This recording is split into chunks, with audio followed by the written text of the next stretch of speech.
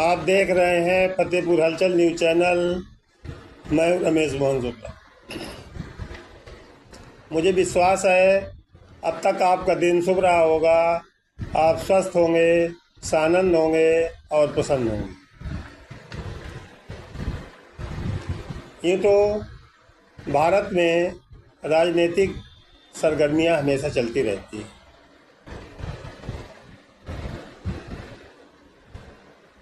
लेकिन कुछ खास कारण होते हैं जिनकी खास चर्चा भी होती है।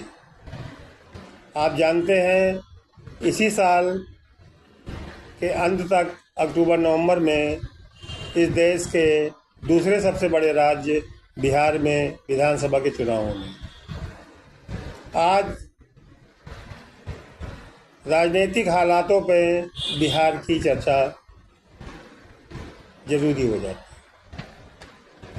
ये तो दिल्ली विजय के बाद, दिल्ली में भाजपा की सरकार बनने के बाद भाजपा के बड़े बड़े नेता तत्काल बाद बिहार पहुंचने शुरू हो गए। स्वयं प्रधानमंत्री मोदी भी भागलपुर का दौरा कर चुके और भागलपुर की जनसभा में उन्होंने नीतीश को लाडला मुख्यमंत्री भी कहा। उसके बाद जेपी नड्डा भी गए, भाजपा के राष्ट्रीय अध्यक्ष, और उसका परिणाम ये हुआ कि वहाँ पर बिहार मंत्रिमंडल का विस्तार हुआ, जिसमें 7 भाजपा कोटे के मंत्री और बढ़ा दिए गए। राजनीतिक हलकों में जो चर्चा है वो ये कि क्या नीतीश कुमार अगले नवीन पटनायक होने वाले हैं। हमारे सुधी देशवासियों को ये याद होगा कि उड़ीसा में नवीन पटनायक ने किस तरीके से पिछली लोकसभा में भाजपा का लगभग हर मुद्दे पर साथ दिया। भाजपा नवीन पटनायक के कंधे पर सवार होकर उड़ीसा में घुसी। पहले पिछले चुनाव में सफलता लोकसभा में पाई और इस बार नवीन पटनायक को ही नेस्त नाबूद करके उड़ीसा में भाजपा की पहली बार पूर्ण बहुमत की सरकार बन गई।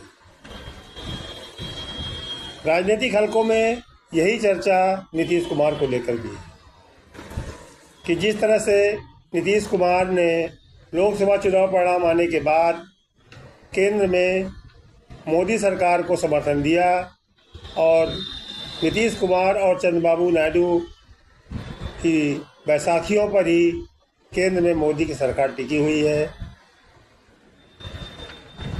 और मोदी उनको लाडला मुख्यमंत्री भी बता रहे। प्रधानमंत्री के लाडला मुख्यमंत्री कहने के ठीक दूसरे दिन नीतीश कुमार के पुत्र निशांत कुमार ने एक टिप्पणी की कि एनडीए को ये आश्वस्त करना चाहिए बिहार को कि चुनावों के बाद भी नीतीश बाबू ही मुख्यमंत्री बने रहे। यद्यपि निशांत कुमार अब तक औपचारिक रूप से राजनीति में नहीं आए हैं, उनके समर्थक जेडीयू के शुभचिंतक लगातार निशांत कुमार को सक्रिय राजनीति में आने का निमंत्रण दे रहे हैं। जेडीयू कार्यालय के बाहर लगे हुए बड़े बड़े पोस्टर इस बात की गवाही दे रहे हैं कि अब संभवतः निशांत कुमार राजनीति में आने को मान गए हैं। जैसा कि जेडीयू कार्यालय के बाहर लगा एक पोस्टर बताता है कि बिहार की पुकार सुन लिए निशांत कुमार, धन्यवाद। निशांत कुमार को राजनीति में आने की आवश्यकता क्यों पड़ी? क्योंकि जो नीतीश कुमार के वास्तव में शुभचिंतक हैं, उनको ये चिंता सताई जा रही थी कि भाजपा कहीं जेडीयू का अस्तित्व ही न खत्म कर दे। जैसा कि राजनीतिक गलियारों में चर्चाएं चल रही थी कि जेडीयू के कुछ खास नेता जो नीतीश कुमार के काफ़ी विश्वास पात्र हैं और वो अंदर खाने भाजपा से भी मिले हुए। एक बार तो चर्चा यहाँ तक जोर पकड़ी कि शायद जेडीयू में विभाजन होगा और उसके अधिकांश सांसद भाजपा में चले जाएं। इन सब आशंकाओं के कारण जो जनता दल यूनाइटेड के और नीतीश कुमार के वास्तविक शुभचिंतक हैं, उनको लगा कि जेडीयू को बचाने के लिए निशांत कुमार का सक्रिय राजनीति में आना आवश्यक है। हम सभी लोग जानते हैं नीतीश कुमार अब तक 9 बार बिहार की शपथ ले चुके हैं और कई बार उन्होंने पाला भी बदला। जब वो महागठबंधन के साथ जाते हैं वहाँ भी मुख्यमंत्री रहते हैं और जब एनडीए में वापस लौटते हैं वहाँ भी मुख्यमंत्री रहते हैं। एक तरह से बिहार के लिए नीतीश मजबूरी भी है और ज़रूरी भी है, भाजपा के लिए भी और राष्ट्रीय जनता दल के नेतृत्व वाले गठबंधन के लिए भी। लेकिन विगत दिनों से जो तस्वीरें आ रही हैं उससे लगता है कि नीतीश बाबू का स्वास्थ्य अब उनका साथ नहीं दे रहा। जैसा कि पटना की मांझी की रैली में उनका केवल 19 सेकंड भाषण देना, रविशंकर प्रसाद जी के पैर छूने का उपक्रम करना,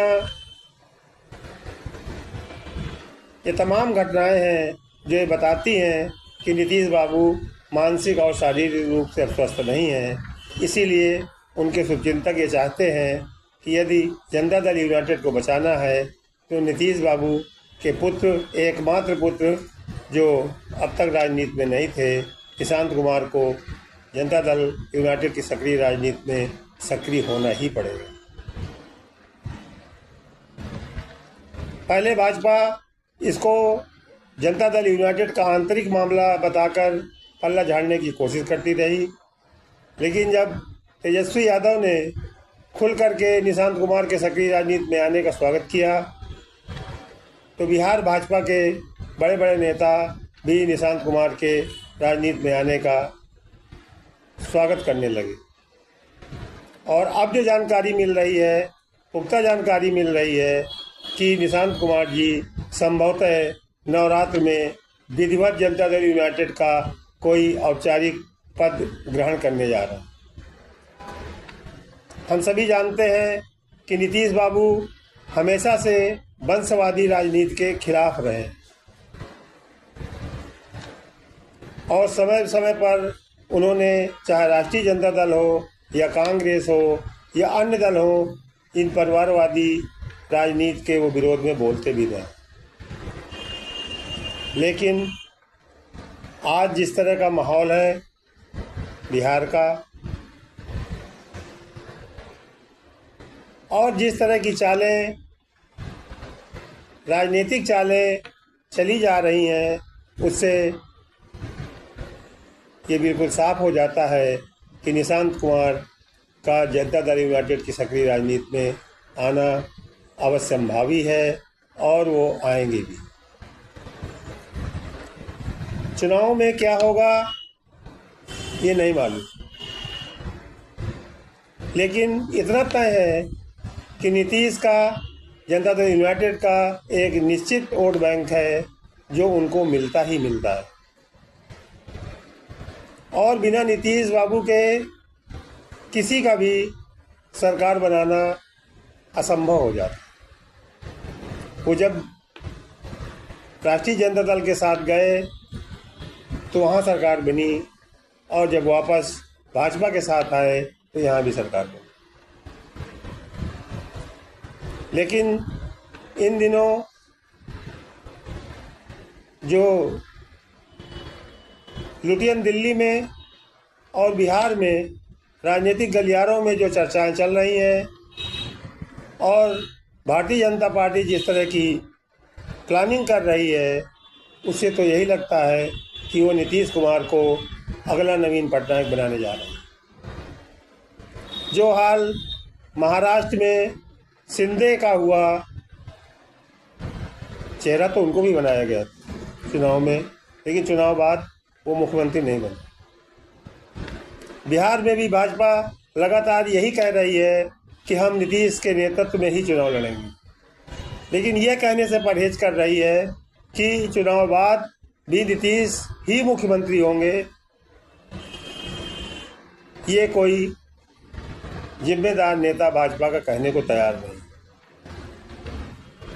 बिहार भाजपा के नेताओं के बयान भी कंट्राडिक्टरी हैं। एक धड़ा जहां ये कहता है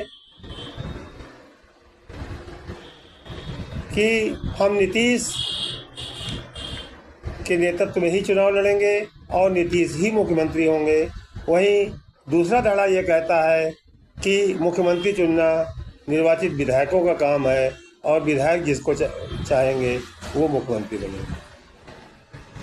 लेकिन भाजपा के शीर्ष नेतृत्व से अभी तक किसी भी प्रकार की कोई टिप्पणी नहीं आई, जो नीतीश कुमार नहीं बल्कि निशांत के लिए एक चिंता का सबब है।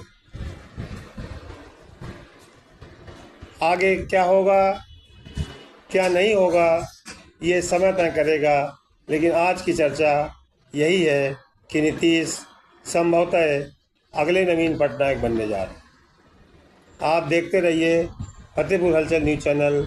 मैं हूं रमेश मोहन सिंह।